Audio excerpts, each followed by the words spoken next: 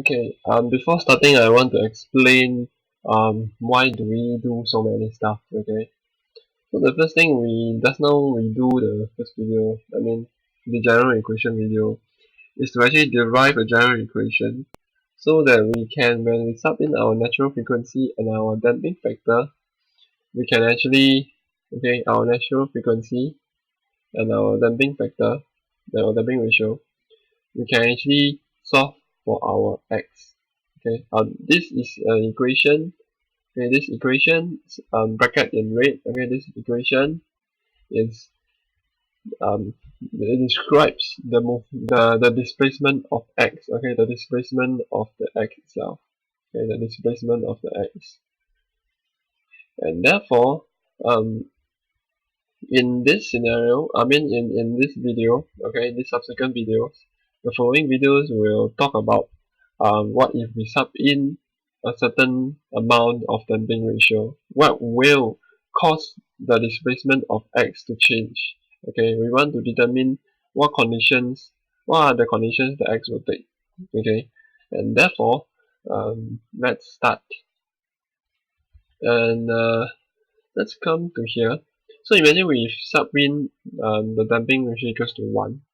Okay, so if we sub in damping ratio equals to 1, you can see that this is the equation, right?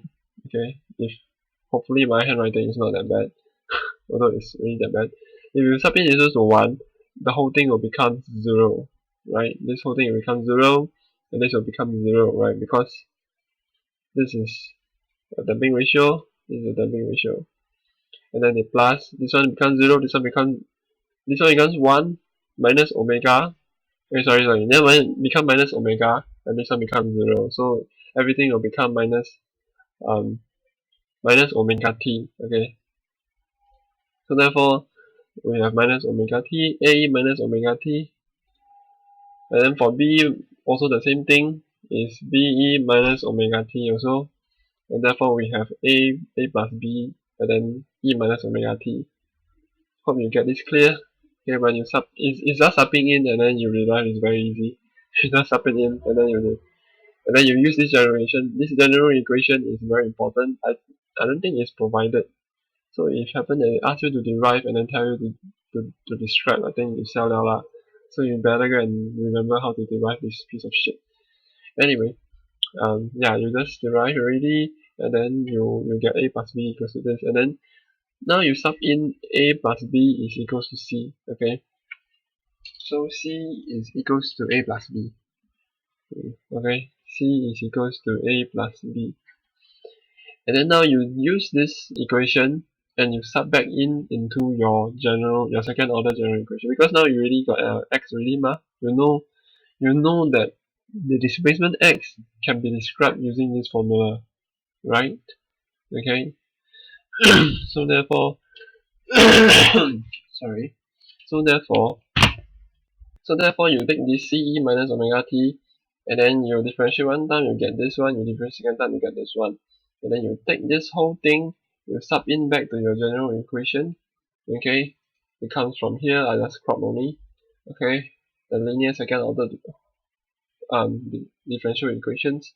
Before, this is where before we sub in our x. Okay, so this is the very primitive, very, yeah, I don't know what the fuck, but yeah. So this is the very equation, and then we just sub in this dude over here, and then you get, okay, I just do a little addition, but it's the same thing. I just want to, okay, after which when we sub in this stuffs, okay, under step 2, then do here, this is step 3. You rearrange, okay, you get this one over here, okay, and therefore okay, so this one comes into here, and then you just sub in, and then sub in, after you sub in this one, you rearrange, because this one you have to multiply, okay, because it's this dude multiplied by x dot, and therefore you know that your damping factor is equals to 1, so you sub in your 1 over here, and then you rearrange.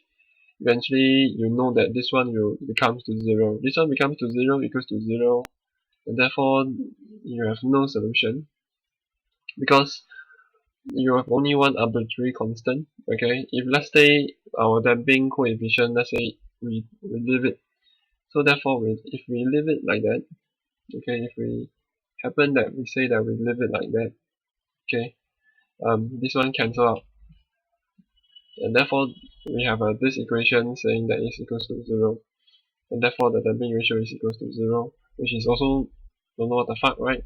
So therefore we cannot have one arbitrary constant, we need two constants, okay? So therefore in this scenario, okay, when damping ratio is equals to 1, then you requires two initial conditions, and therefore this is where we bring in the term t minus omega nt. Okay, so when you introduce this term, actually you're actually introducing the case 2 scenario. Okay, this is actually case 2. Okay,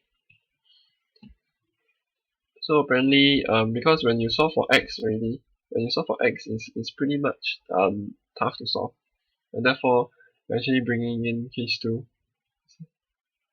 formula, or simply saying that you just multiply b with t. Okay, but if you multiply, the whole thing with, other stuff, I don't know, but yeah. So this is one of the tricky case.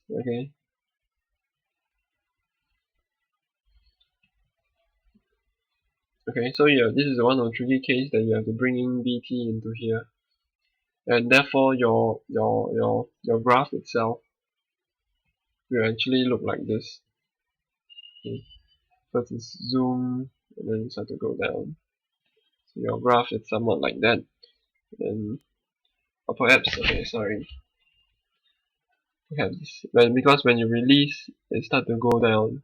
Okay, so we take this as omega equals to 1, and then this is the graph itself. And let me see what are the things that I want you to take note for. And then one note is that there will be no oscillation, okay, because your damping factor is equals to 1, and also equals to 1, but you also have to explain why is because the damping itself is not enough to suppress the oscillation. Okay, the damping itself is not. Okay, hold on a while. What am I talking? Yeah, hold on. Okay, it's just enough. Okay, it's not enough. It's just enough. So it's 刚刚好. Okay, um, you know, just enough. So no oscillation like that, like that, like that. Okay, so it's 刚刚好. And therefore and the next note, I don't know why he put it, but I thought it was pretty good for you to know. So step 7, you know that C is over 2 omega n, right? This is the formula actually given from the formula sheet. Okay, and then as you can see, from here you can actually if you know your this stuff, okay, you can actually solve for your damping coefficient. You can actually know what the hell is this value. Okay, since you know that this is 1 is equals to C, then if your sum value of your M maybe it's 1 also, and then times your natural frequency, eventually you can get a value of C. So from there you can actually determine which value of the main coefficient you get in order to get equals to 1. So just to recap, this is a critical damp. Okay, it's just nice, just 刚刚好 to actually check it out.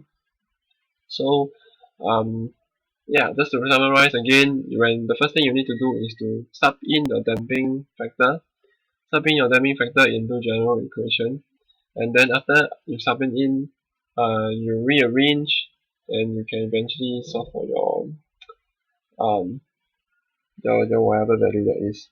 Maybe next video I'll just continue. So this video will stop for only damping factor equals to 1. Okay, so I'll see you next video.